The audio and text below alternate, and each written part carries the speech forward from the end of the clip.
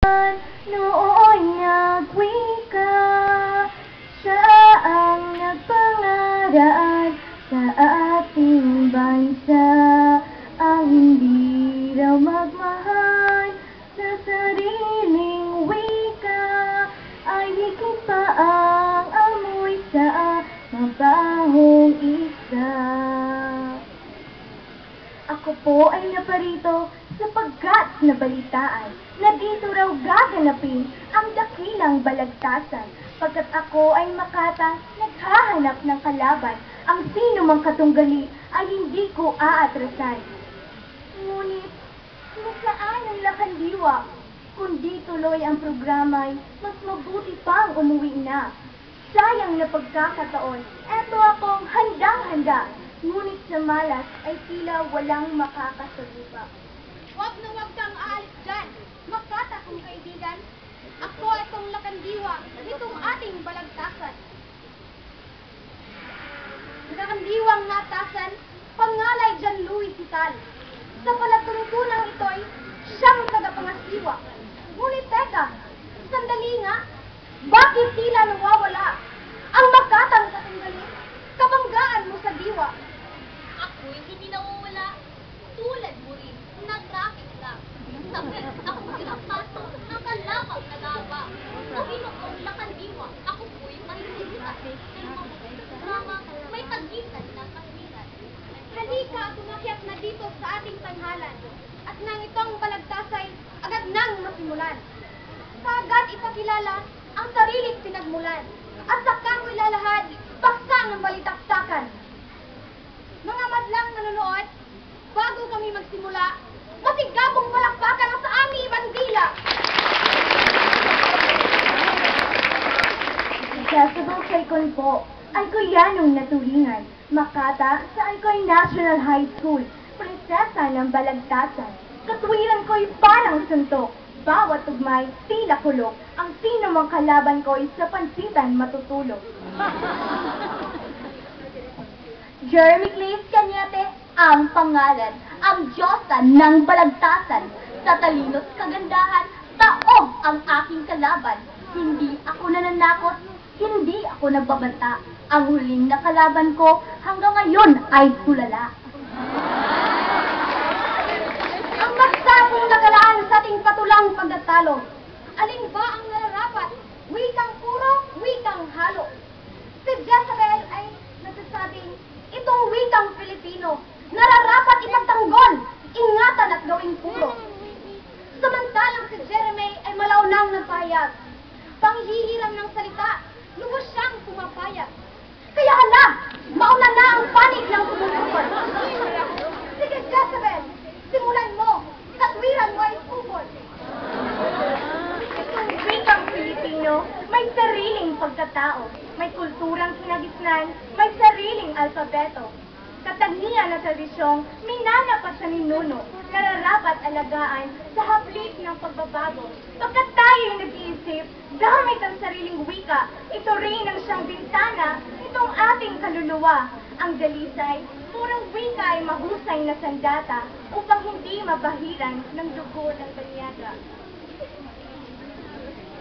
Malalim na salitang hindi mo maintindihan pagkat sadyang makaluma kaya nagkakalituhan. Sa panahon ng internet, ng Counter-Strike at ng Friendster, wika'y magiging praktikal at ang gamit ay forever. Subalit kung katulad mo parang lola kung mangusap, ay baka mas mainam pa ka-eyeball mo ay kulita. Hindi mo mapipigilan pagkalat ng wikang ulat. Wikang halo ay mahusay, kahit pa nga ito'y Taglish. Halong wika, halong diwa, kaya walang pagkatuto. Bulol na nga pag nag-English, bulol pa din sa Pilipino. Dalawang wikang winawasak ng mga katulad mo. Sa halip na tumalino, henerasyo'y naging bobo. At ang dahil sa Counter-Strike at lagi mong pag-Facebook, naubos na ang oras mo, pati pera sa computer. Kabataang sinasabing pag-asa daw nitong bayan, eto ngayon, kung nasan ba ay kultura niya kung Sam. Tapos na po ang labanan. Ako na po ang nawagi. Purong wika'y imposibleng magamit na palagi. May salita bang katutubong panumbas mo sa computer? Hindi mo maitasalin ang Counter-Strike o ang Friendster. Patunay na kailangan ang wika ay halo-halo. Ito pa nga ang sandata upang tayo'y mas matuto. Henerasyon daw ay bobo. Hindi kami. Baka kayo na mabuti kumatis. Di tanggap ang pagbabago. Anong klaseng pagbabago kung kolonyal ang isipan, ekonomiya at kultura, ang may kontrol ay dayuhan. Kung salita ay hiniram, pwede namang matumbasan. Mag-imbento ng salitang panapat sa kinagisnan. At pwede rin ang salita ay baybayin sa Filipino. Ang spelling ay baguhin, isalin sa katutubo, katulad ng ginagawa ng Ingles at ng Malay. Sa Tagaldayo'y binabaybay gamit ang wikang Taglay. Ikaw ba ay nagbabaliw? Technical terms, babaguhin? E di lalo ang lahat ay kay hirap na intindihin. Wala akong sinasabing technical terms babaguhin. Mukhang itong kalaban mo ang siyang Lola Sulyani. Sino kaya ang Ulyani? Sino ba ang mas maganda? Kayong madlang manunood, kayo na nga ang husga. Di hamak na mas maganda kayo mangging Pilipina kumpara sa katulad mo na balot na namumutla. Hindi ako namumutla. Ang gamit ko'y glutathione. Ulyani, sa magluta, itong beauty ko ngayon. Kagandahang artipisyal, nilitong agham. Tanging na magkakagusto, yaong nahihibang At lamang. sino ang nahihibang? Ikaw! Sandali lang, aking mga kaibigan. Lumalayo kayo sa paksa ng balagtasan. Pakiusap na balikan ang paksa ng salakayan. Huminahon at maglindi sa banggaan ng katwiran. Ikaw, Jeremy, konting lamig. Kaya Jezebel ay gayon din. Ngayon, itong balagtasan, itutuloy na po natin. Kayong madlang nanonood, muli aking kahilingan. Ialay ng buong sigla. Masigabong palakpakan. Ipakikal na tumbasan, bawat hiram na salita. Ang paggamit itong wika'y hindi na itatakda. Arbitraryo itong wika, nagbabago, nag-iiba. At sa mundo'y walang wikang purong-puro, nag-iisa.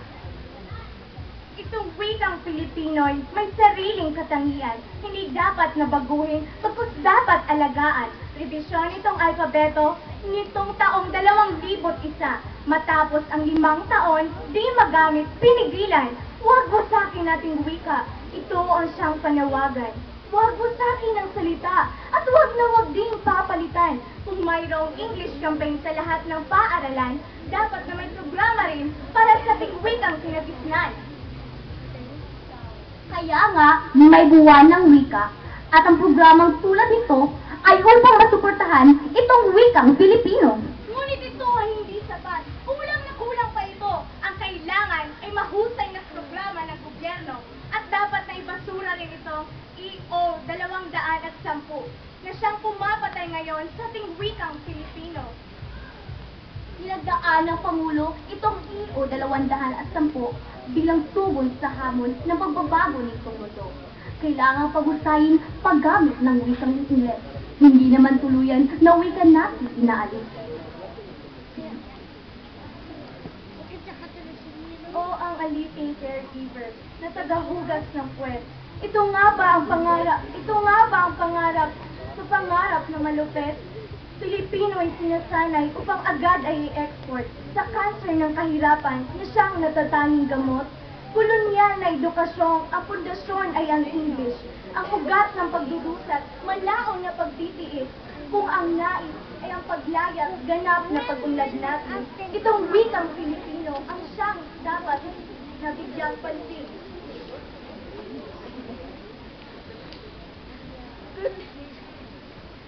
Malalim na salitang hindi mo maintindihan.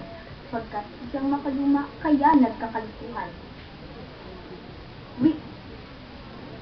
Sa panahon ng internet, ng Counter-Strike, at ng Friendster, wika ay magiging praktikal at ang gamit ay forever. Malalim na salitang hindi mo maintindihan pagkat sadyang makaluma, kaya nagkakalituhan. Hindi mo mapipigilan paggalat ng wika English, kahit pa nga ito'y Taglish. Akin muling puputulin. Lumalayo ang usapan. Linawan ang sasabihin. Huwag iwanan ang sapin. Wikang puro, wikang halo. Alin ba ang pipiliin? Sa pagkakataon ito, kayo'y aking pagbibigyan. Huling hirit, huling tindig ng katwiran ay bitawan. At kayong madlang nanonood, isingin ang diwang tulog sa ritmo ng palakpakan.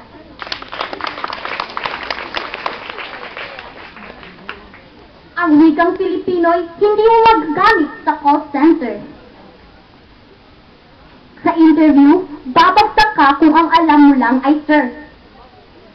Huwag ka na magkolehiyo kung call center agent lamang. Hayaan mo nang murahin ka ng dayuhang mapanlamang. Sigawan man o muragin, mahalaga ang may pera, kaysa naman may prinsipyo, ngunit gutom ang sikmura. Matapos na mapakinggan ang palitan ng katwiran, panahon na upang silang dalawa ngayon ay usgahan. Wikang puro, wikang halo. Alin ba ang makatwiran? Nararapat ituro sa lahat ng paralan. Totoong ang wikang English ay sadyang ating kailangan. Ito'y wikang universal na nararapat pag-aralan. Wikang puro, wikang halo. Alin ba ang nararapat na ituro sa lahat ng paralan? Ang nararapat lamang iwasan sa formal na talakayan ay ang halo-halong wikang ginagamit ng palitan. Kung salita'y technical terms, halo-halong wika ay dapat na iwasan. Palagay ko ay nasagot na ang ating katanungan. Kahilingan namin ngayon, kaming tatlo'y palakpakan.